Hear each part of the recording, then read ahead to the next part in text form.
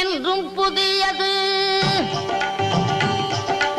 பாடலென்றும் புதியது, பொருள் நிறைந்த பாடலென்றும் புதியது. முருகா உன்னை பாடும் பொருள் நிறைந்த பாடலென்றும் புதியது.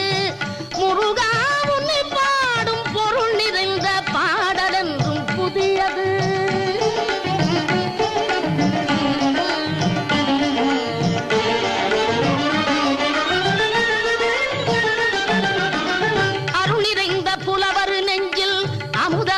தமிழ் கொடுத்த பொருள் நிறைந்த பாடல் என்றும் புதியது. அருள் நிறைந்த புலவர் நெஞ்சில் அமுதம் என்னும் தமிழ் கொடுத்த பொருள் நிறைந்த பாடல் என்றும் புதியது.